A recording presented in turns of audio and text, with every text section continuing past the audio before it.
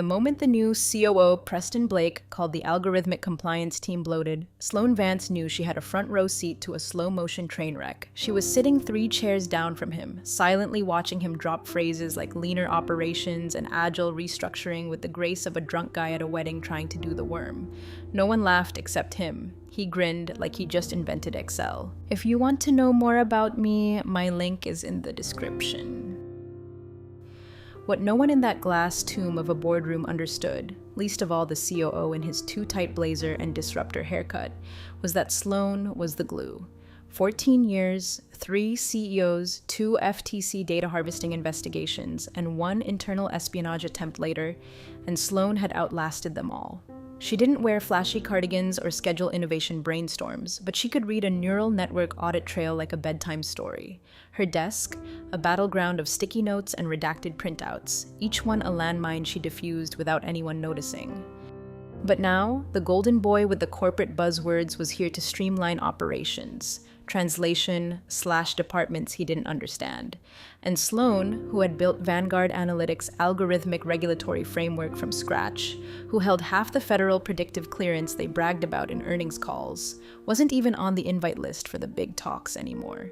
She watched, week after week, her name slowly disappeared from meeting agendas. No more check-ins with legal, no more data vendor review calls. Her role had become wallpaper, just another part of the furniture, until the day it wasn't.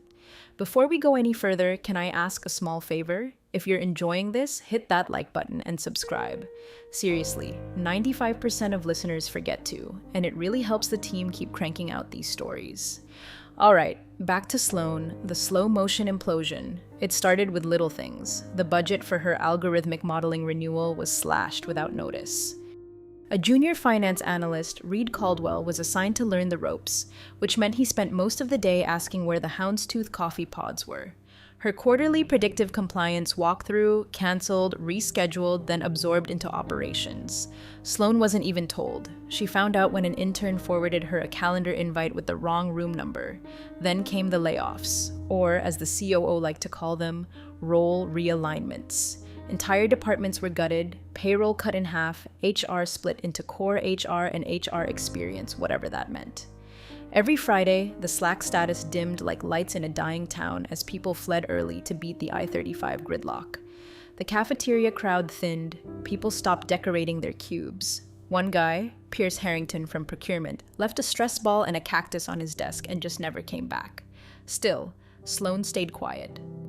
She did what she always did, logged in early, stayed late, kept the predictive audit logs pristine, and made sure no one accidentally triggered a federal red flag.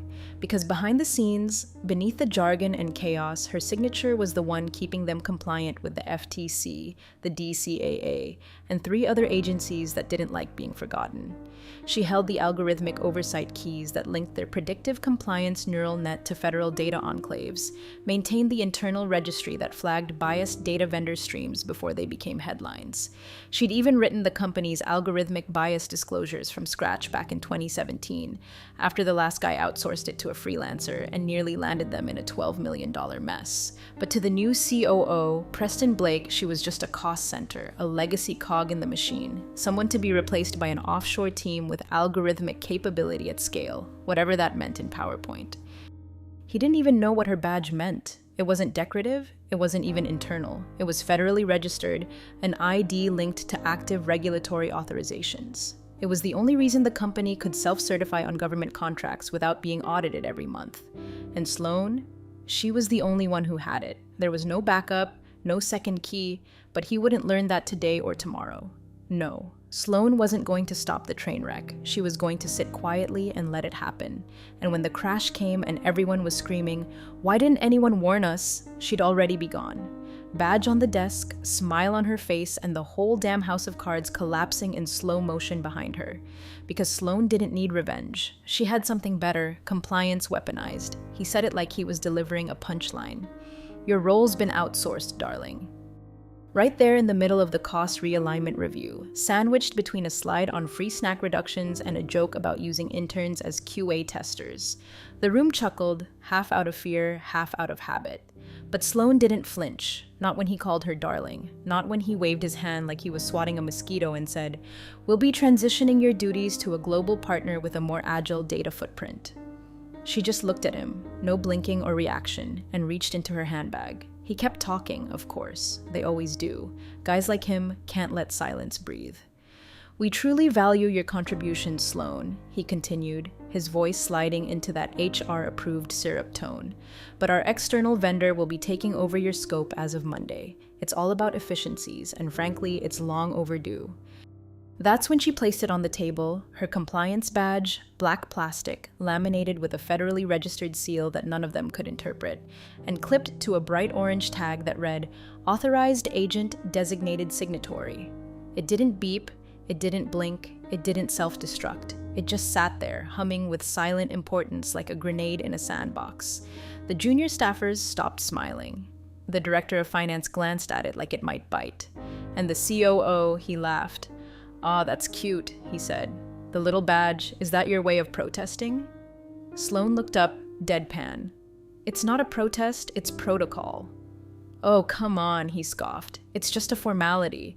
We've got people overseas who can file paperwork. You made this stuff look way more complicated than it is." That was the moment he sealed it. Sloan gave him a single nod, the kind you give a man right before he steps on a rake. Then she turned to Chadsworth Montgomery, the HR rep in the corner, sweating like a busted radiator, handed over a thumb drive. "Final report," she said simply, "including my formal sign-off logs, pending certifications, flagged vendor concerns, and 6 months of pre-cleared audit trails." Chadsworth took it with trembling hands. He'd never looked so nervous to hold 32 gigabytes of silence. "You'll want to upload that before my credentials deactivate," Sloan added. T-minus 42 minutes. The room shifted. Current of discomfort ran through the air like someone had farted during a eulogy, but no one wanted to be the first to sniff it. Even the director of legal, Victoria Davenport, who had dialed in late from the Mopac Expressway and muted herself after saying, sorry, I was on another fire," unmuted briefly to ask, "Wait, what credentials?" Sloan didn't answer. She just stood up, straightened her blazer, and slid her chair back under the table like it still mattered. The COO grinned at her, condescending to the bitter end. "I'm sure we'll be fine without all the red tape, Sloan. Honestly, this is probably good for you too. Maybe now you can take a breather, focus on gardening or grandkids or whatever it is you do when you're not auditing people." Sloan smiled, the kind of smile that said, "Oh, honey, you just asked a shark if it wanted a bath bomb." She leaned forward slightly, just enough to make eye contact. "Good luck then," she said. "Just don't lose the badge. It's the only one." With that, she walked out, heels clicking against the laminate floor like a countdown. No drama, no tantrum, no security escort, just calm, calculated departure. Behind her, Preston Blake turned to HR and said, "She'll file for unemployment by Monday." Chadsworth didn't answer, because what no one in that room had the spine to admit was they didn't know what she actually did. Not really. Knew she handled compliance, but if you asked anyone to define it, they'd wave vaguely at a spreadsheet or mumble something about quarterly filings. And that badge, the one Preston just waved off as a formality, that badge was tied to every legal exemption, every government contract, every audit defense Sloan had ever shepherded through the belly of bureaucracy. It wasn't a symbol, it was a key. And now it was theirs, useless, disconnected, and ticking. Saturday morning, Sloan vacuumed under the filing cabinet overlooking the distant Austin skyline. Not out of grief, not some symbolic gesture of closure, just habit. 14 years of compliance meant she measured peace in checklists. Her husband, God rest his soul, used to joke that she couldn't even relax without 3 backups and an off-site disaster recovery plan. She finished her coffee, poured another, and logged into her terminal one final time. First thing she did was deauthorize her secure login credentials from every access point. The encrypted neural net server, the FTC Predictive Partnership Portal, the DCAA Data Vendor Submission Tool, and Vanguard Analytics' internal algorithmic GRC platform, which she'd personally integrated using a duct tape miracle of legacy software, duct-taped AP is, and sheer willpower. The system didn't even prompt her for a reason. "Are you sure you want to revoke credentials set S. Vance Authority Level 4? She clicked yes. Then, like a surgeon prepping for an amputation, she removed her soft tokens, one by one. Multi-factor apps wiped, YubiKey disassociated. The credential dongle she kept in the hollowed-out dictionary on her bookshelf, tossed into an old Altoids tin and sealed shut with Gorilla Tape. By 11 a.m., she was digitally dead to them. She didn't mourn it, even flinch. Instead, she opened her Rolodex, an actual Rolodex, leather-bound, heavy as a brick, and containing numbers she hadn't dialed in years. She flipped past former vendors, one incompetent CEO, and a dog-eared card labeled FTC Grant Montgomery, ask about softball game. She stopped a name written in all caps. Quinn Gallagher, OIG liaison/do not use unless fire. Sloane picked up the landline. "Quinn," she said when the voice answered. "It's Sloane Vance." A pause. "Oh boy," Quinn exhaled. "Please don't tell me it's Friday at 5 o'clock again." "No, they outsourced me." "You're joking." Sloane's voice didn't change. "Told me I was non-essential. Took my badge, rolled my function into a third-party vendor with no domestic credentials." Quinn groaned. "Oh, Jesus, Sloane, I've already removed myself from all active authorizations. My credentials will register null on your end by Monday morning." Silence. Quinn said, "Do I need to pull the exemption ledger?" "I would." Quinn sighed somewhere between exasperation and awe. "You always said they didn't understand what you were holding together." "They never read the footnotes," Sloane said, sipping her coffee. "Anyway, just wanted to make sure OIG wasn't caught off guard when things start slipping." "They're not going to survive this," Quinn muttered. "Not if those exemptions are still tied to your designation."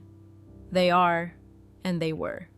5 years ago, Vanguard Analytics had royally botched a federal filing, missed a deadline, submitted outdated contractor information, and nearly triggered an FTC field audit that would have gutted their defense contracts. Legal panicked. Finance threw up their hands. The then COO took a mental health sabbatical mid-crisis. And Sloane, she stayed in the office for 76 straight hours. She called a friend of a friend in Washington, dug through 3 volumes of cross-agency exceptions, crafted a regulatory workaround with the finesse of a surgeon and the paranoia of a doomsday prepper. The result, a one-time exemption status with provisional renewal. But it came with a catch. It had to be maintained by a federally certified algorithmic compliance officer with personally verifiable tenure, her. It was her name on the agreement, her designation in the signature box, and every year since she had quietly recertified it with her own hand. She never told the execs how fragile it all was. Why would she? They treated her like a walking firewall, something to be installed, ignored, and only acknowledged when someone tripped an alert. But now the firewall had logged out, gracefully, permanently. She made 2 more calls that day, one to her lawyer, just a friendly touch base, one to a former SEC examiner who owed her a favor. Neither call was vengeful. She didn't threaten, didn't rant, just made sure they knew. Sloane Vance no longer represented Vanguard Analytics in any legal, regulatory, or fiduciary capacity. Any future attempts to use her signature, designation, or credential would be considered unauthorized. It wasn't a warning. It was a line in the sand drawn with surgical precision. That night, she poured herself a glass of wine and opened the windows, let the dry Austin fall air in. Her phone buzzed with a notification from LinkedIn. Preston Blake, COO at Vanguard Analytics, just posted a new article. How smart outsourcing saved us millions. She didn't click it. Instead, she opened her email, wrote a 1-sentence message, and BCC'd it to 3 agencies. Subject: Change of Algorithmic Compliance Officer Notification. Body: Effective immediately, I no longer serve as designated algorithmic compliance liaison for Vanguard Analytics. Signature: Sloane Vance, no drama, no commentary. She hit send, closed the laptop, and watched the leaves swirl across her backyard. The silence wasn't empty. It was loaded. Monday morning hit like a brick through a stained glass window. The founder, Garrison Wells, was in the office by 7:12 a.m., 2 hours earlier than usual and 5 hours earlier than he liked to deal with anyone under the age of 60. His usual entrance involved a slow stroll, a lukewarm oat milk latte, and a half smile to the receptionist. Today came in hauling a leather laptop case like it owed him money, face pale and jaw tight enough to bend steel. He didn't stop to greet anyone, just marched straight into the CEO's office and slammed the door. The sound echoed down the hallway and and startled the new receptionist into dropping her Starbucks. By 7:18, the CEO, Bryce Sterling, emerged, tie askew, holding a printed email with both hands like it was a ransom note. Few department heads had started arriving. Finance, ops, IT, most still chewing breakfast. They all watched him shuffle toward the boardroom like someone just told him they'd canceled Christmas. At 7:24, an emergency all-hands call went out to legal and HR. The subject line, urgent. Immediate compliance issue level red. Level red hadn't been used since 2019. Sloan knew because she'd written the protocol. At 8:03, Preston sauntered in wearing a cobalt blue blazer and an expression that screamed, "I've been up since 5 o'clock closing deals." He barely had time to adjust his chair before Garrison barked, "Explain this," and slammed down the printed email. Preston blinked at it. "Unfiled algorithmic compliance confirmations," he read aloud. "What the hell does that mean?" "It means," Garrison growled, "the FTC sent a certified federal notice to my home address saying our Q4 regulatory position is in non-compliance, our federal predictive exemptions are under review, and our data vendor status with DARPA has been suspended pending clarification." Preston chuckled. "Oh, come on. It's probably just some system hiccup from when Sloan left. Maybe she forgot to log out or file her last little audit checklist. Her exit tantrum, you know." Bryce didn't laugh. The room didn't breathe. Finally, VP of Finance cleared his throat. Sir, there's more." He turned his laptop toward Bryce, who squinted at the screen, then turned gray. "This morning," the VP said, "our federal vendor portal access was revoked. All of it. We've been locked out of the sam.gov predictive submission site, and we can't log into the neural net audit portal to retrieve the September clearance. The badge ID on file, Sloan's, is marked inactive." Preston leaned back in his chair, waving a dismissive hand. "So, reactivate it." "We can't," the VP said. "Her badge wasn't just a company credential, it was a federally verified algorithmic compliance liaison ID." He paused, letting the words hang. "She was our designated compliance officer, the only one registered across all contracts." The silence cracked. Bryce slowly turned to Garrison, who was already rubbing his temples like he had a migraine that could sue. "You mean?" Bryce asked. "She was the only one legally allowed to file our quarterly reports." "Yes." "And sign our self-certifications." "Yes." "And authorize exemption renewals." "Yes."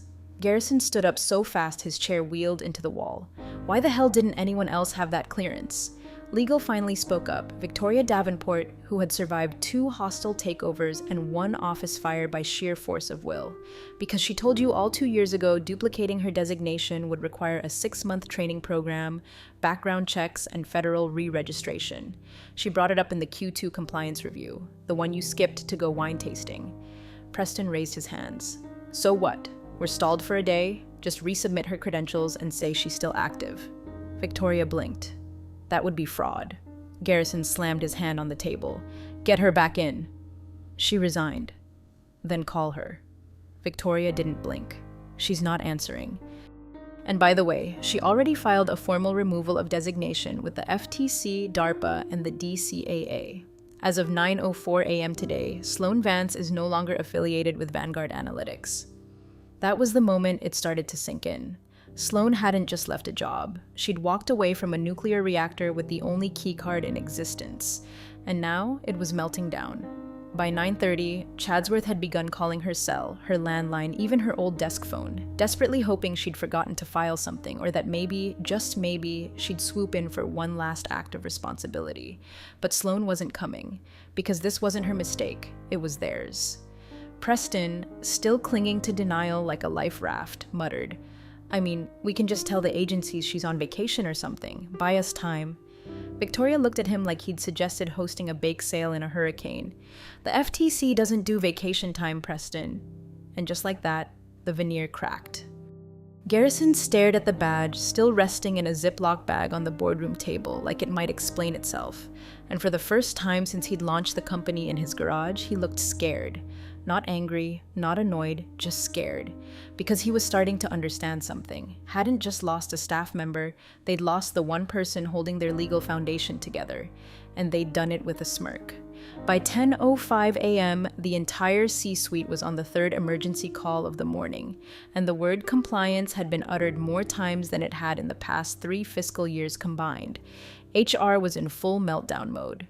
Someone from recruiting had been tasked with doing a quick LinkedIn search for backup compliance candidates, which resulted in a printout of 3 profiles, none of which had actual certifications, but one did have a Canva-designed banner that said, "Audit me, Daddy." The director of People Ops cried in the bathroom after accidentally calling the Department of Labor instead of the Department of Defense. No one noticed she didn't come back. Legal was trying to put a lid on it, which meant vague emails with phrases like, "We are actively investigating the matter and our position remains fluid." One particularly nervous junior counsel suggested that maybe someone in finance could temporarily sign whatever's needed. Preston latched onto that like it was a life preserver. "That's exactly what I've been saying." He barked in the boardroom, pacing like a man trying to outwalk a tsunami. "We've got 6 VPs in finance. Any of them can slap their name on a document." Victoria, the head of legal, removed her glasses. That alone caused Bryce to sit up straighter. "Let me make this very clear," she said slowly. "You don't sign federal compliance documents like they're thank you cards. Each signature is legally binding and federally tracked." Sloane's badge wasn't decorative. It was tied to her training, her certification, and her role, none of which are transferable. It's not a company decision, it's a government designation. "But she worked here," Preston said, voice cracking. "We paid her, she was our compliance officer, so we should be able to appoint someone else." "Not without submitting a designation transfer request to 3 agencies," Victoria snapped. "And that process takes months, assuming the candidate qualifies, which, by the way, no one here does." Dead silence. Garrison, now white as printer paper, rubbed his temples like he was trying to erase the past 12 hours. "Call the board," he muttered. "Now."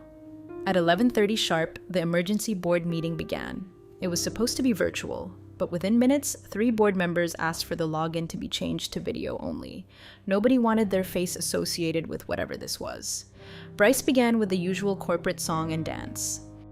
"We've encountered a brief administrative bottleneck regarding federal reporting," he said, smiling too hard. "But rest assured, we're already working with legal to navigate a smooth transition of responsibilities." A board member interrupted. "Who's the acting compliance officer?" The smile twitched. "Well, we're exploring several internal pathways now." "Who currently holds the federal designation?" Bryce blinked, looked at Preston, then at Victoria. Victoria turned on her mic. "No one." The word hung there. "No one?" repeated another board member.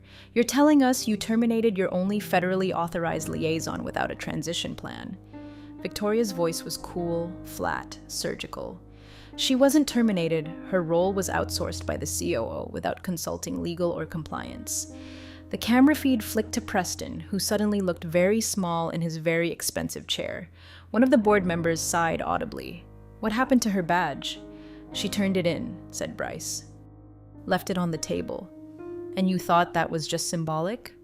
"She didn't say anything," Preston snapped. "She didn't raise a red flag. She didn't scream, 'Hey, if I leave, the government's going to shut us down.'" Victoria turned her head slowly. "She didn't scream because she had already told you multiple times in writing that she was the sole registered officer and that her designation could not be substituted without months of training and federal clearance." "I thought she was exaggerating," Preston shouted, voice climbing. "She made it sound like no one else could do her job, and I just—" The board member interrupted again. "Can they?" Silence. "No," Victoria said. "They cannot." The call stayed quiet for a long moment. Then another board member cleared their throat. "To be clear, we have no one legally authorized to interact with federal systems. We're in active breach of at least 3 compliance contracts, and our government reporting status is—" "What?" Victoria didn't blink. "Suspended, pending investigation." "And there's no backup?" "No." So who the hell thought outsourcing the one federally registered employee on staff was a good idea?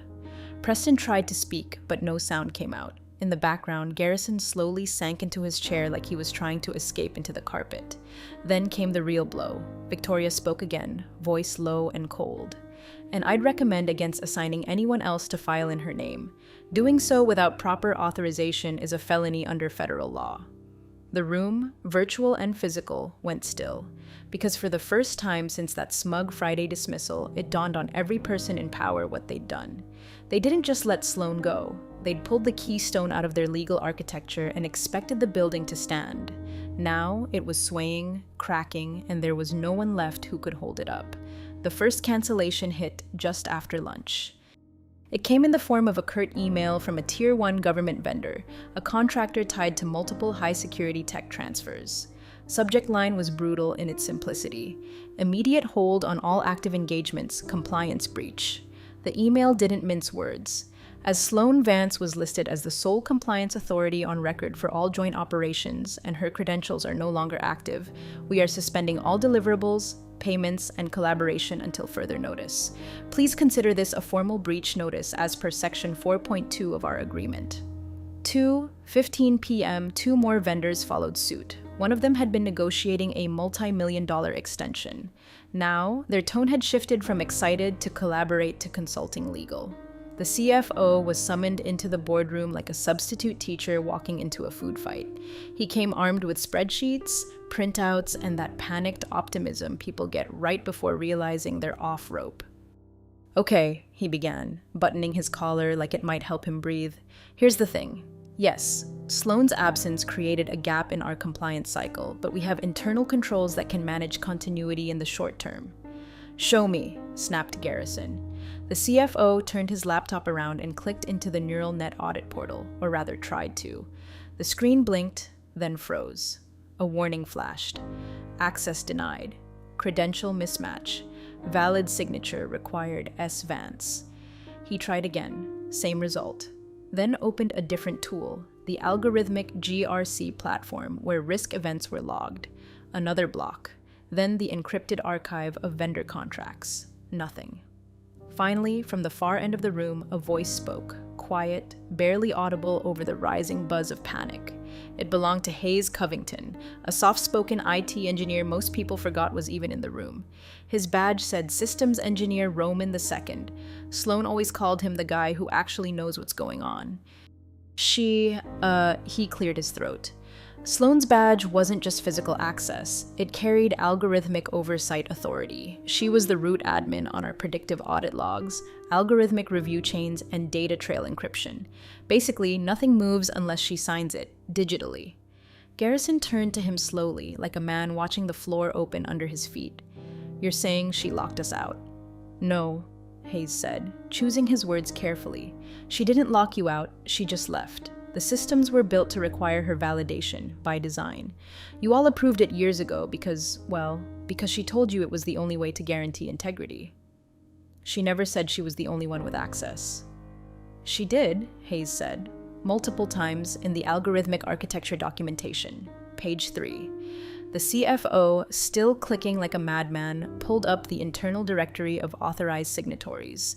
Sloan's name was now grayed out. Everyone else showed as pending. A red banner blinked at the top. No active compliance officer on file. Just then, his phone buzzed. He answered, put it on speaker.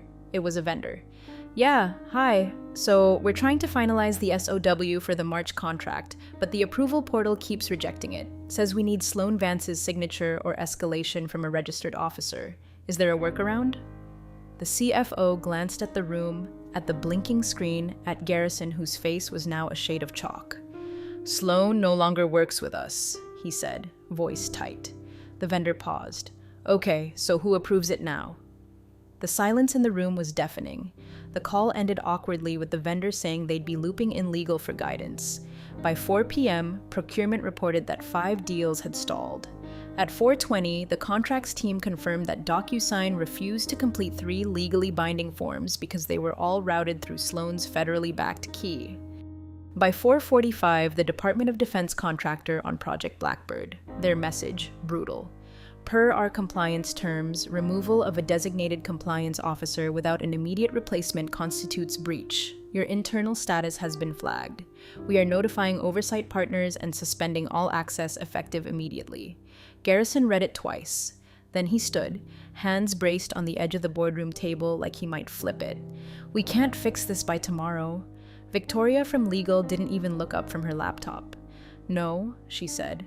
Can't even log into the system to begin fixing it. Bryce tried to inject optimism. Okay, look, we still have some cards to play. Maybe we contact Sloan, explain the situation, offer her a contract just to restore access for a few weeks while we...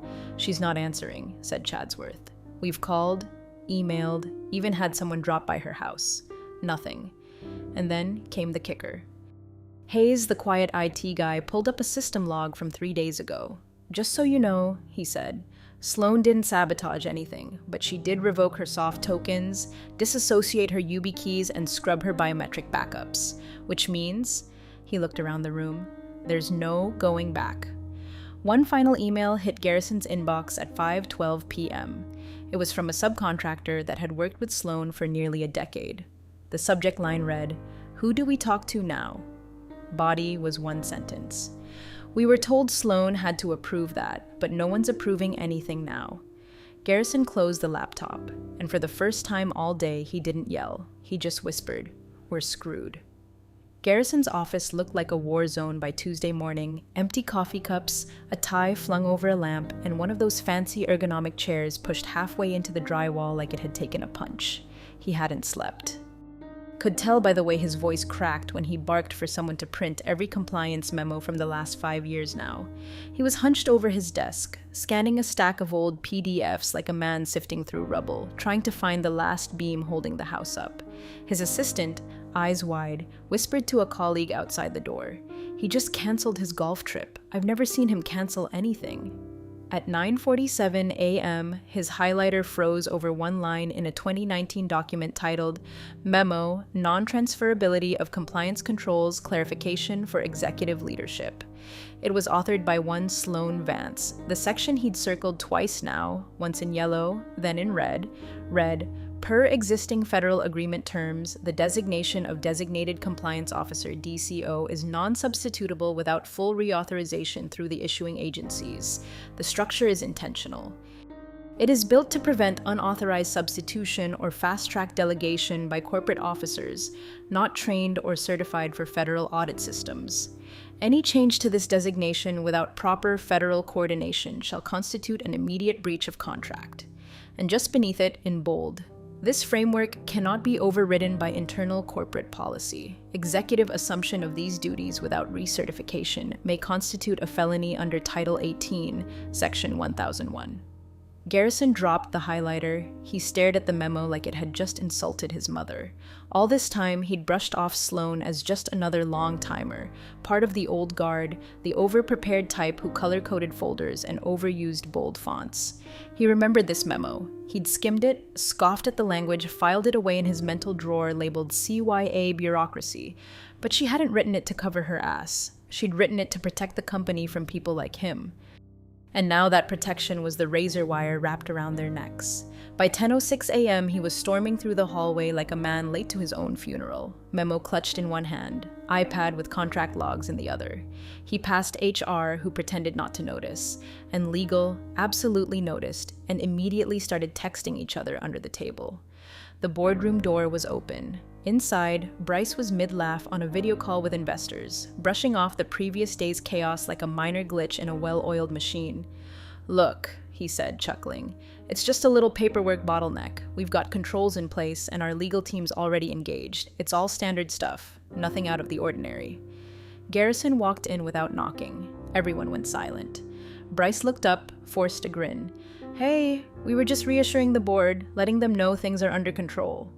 Garrison slammed the memo down in front of him. No, they're not. Bryce glanced at it, confused. What's this? Read it, Garrison growled. Sloan didn't just walk out with her badge. She wrote herself into the core structure of our compliance framework. She's not just gone, she was irreplaceable by design. The board members on the video call leaned in. Bryce's smile cracked like old plaster. Wait, she can't just write herself in. We would have needed board approval for that. She had it. Garrison tapped the bottom of the memo. Signed by me, 2019. I was advised to approve it after that FTC fire drill we nearly didn't survive. That was years ago, Bryce said, laughing nervously. Surely we can find a way to bypass, can't we? Garrison's voice dropped to a deadly calm. She was the system. He pulled up a file on his iPad, a network map showing the chain of compliance nodes throughout the company's infrastructure. At the center, one name pulsed in blue, S. Vance. That name links to every exemption, every audit log, every government-facing document we've submitted for the past 5 years. Without her validation, the entire framework is considered compromised. Legally, financially, federally. Board meeting unraveled. One investor on the call unmuted. Are you saying we don't have a company anymore? No, Garrison said. I'm saying we don't have a legal entity recognized by the federal government anymore. Someone else whispered, Oh my God. Bryce just blinked. So, what do we do? Garrison looked down at the memo again, then back at the blinking node on the iPad. He didn't answer because he didn't know. Because Sloan hadn't built the system to be user-friendly. She'd built it to be secure. Bryce swallowed hard. Maybe if we get her back. Just temporarily. Garrison shook his head. We already offered. She's not answering. She knew exactly what she was doing. And that's when the panic finally set in. The kind that doesn't make you scream or cry. The kind that sinks into your spine and whispers, you did this to yourself. The email came in just after noon. Didn't arrive with a dramatic chime or a blinking red alert, just a quiet ding, buried among 100 other unread messages in the CEO's inbox. But as soon as Victoria from legal read the subject line over her shoulder, the room fell silent. Subject: Formal notification, breach of agreement protocol compliance suspension. Pending review, the message was from the Office of Inspector General. No frills, no soft landings. Effective immediately due to a breach in authorized compliance protocols and removal of the designated compliance officer without federal notification or transitional approval, Vanguard Analytics is hereby suspended from the following databases pending further investigation: SAM.gov predictive submission site, DARPA contract portal, DCAA audit pipeline, federal vendor registry, NTIA predictive systems clearance.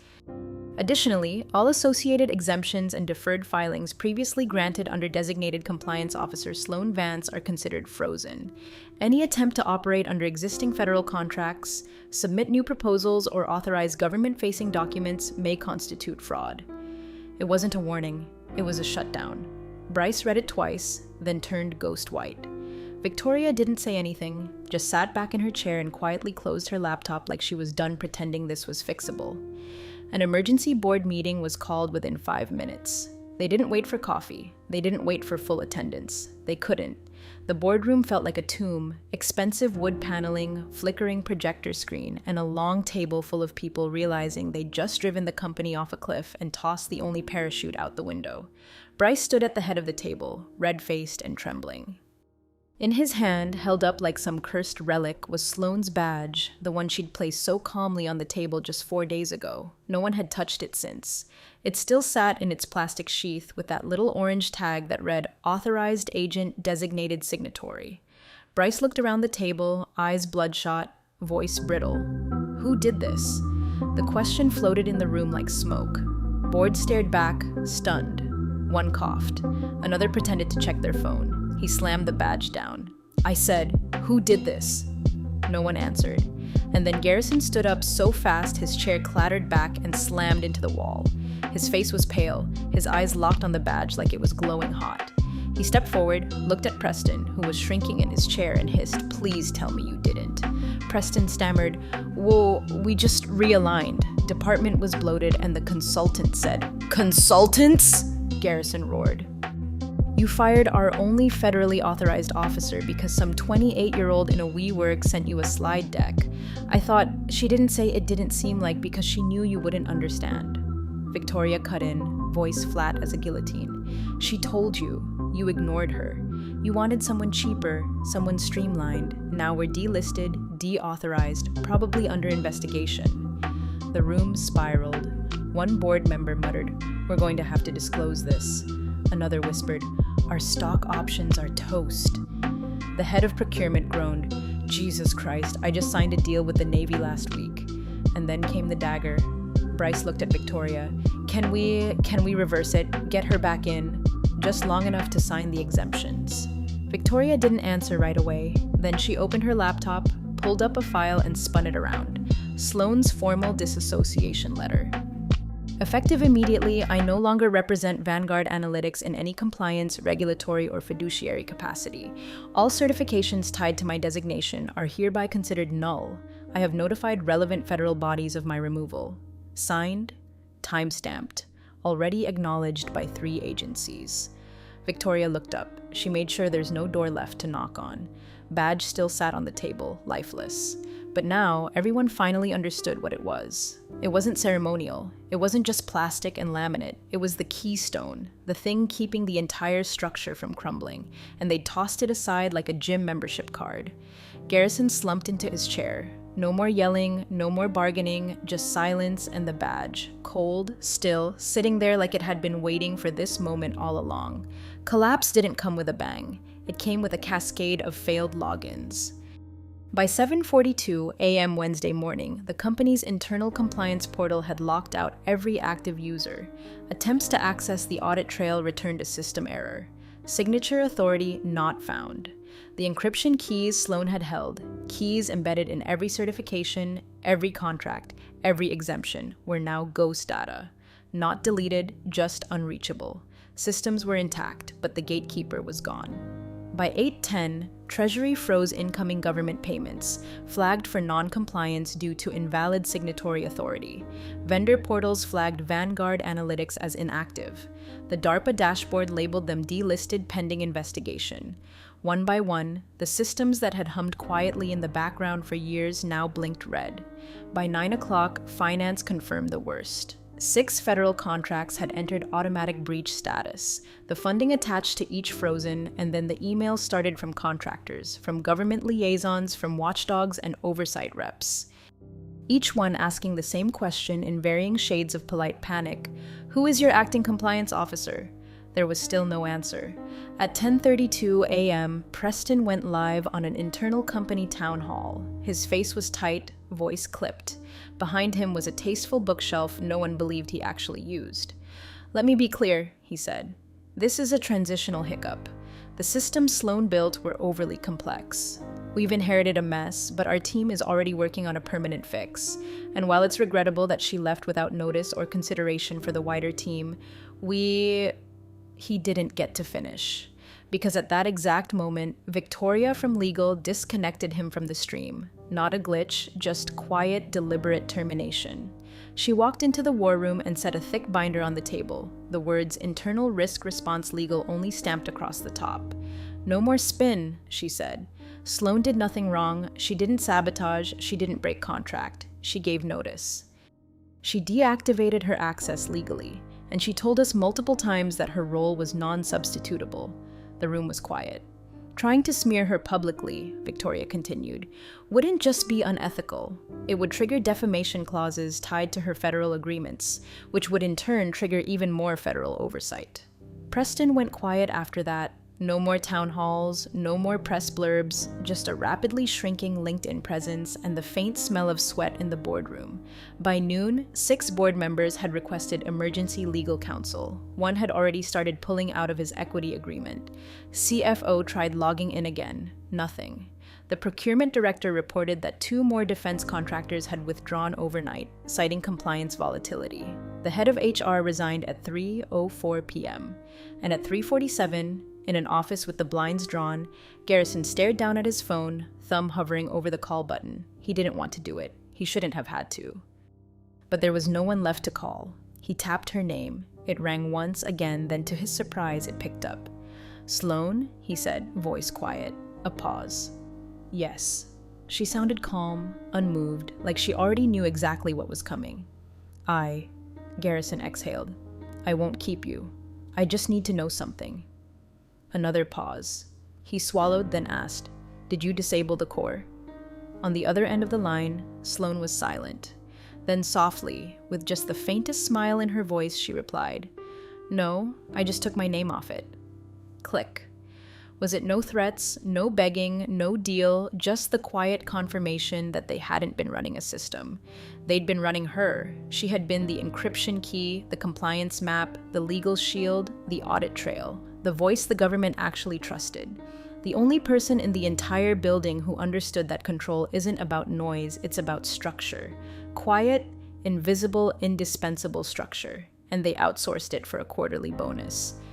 By nightfall, the lights in the building still worked. The phone still rang. But the heart of the company, the thing that kept the wolves from the door, was gone. And it wasn't coming back. Sloan didn't burn the house down. She just took her name off the deed and watched the storm do the rest. Thanks for joining the fun, you office survivors. Subscribe for more switch-flicking drama. Let's make your former coworkers sweat.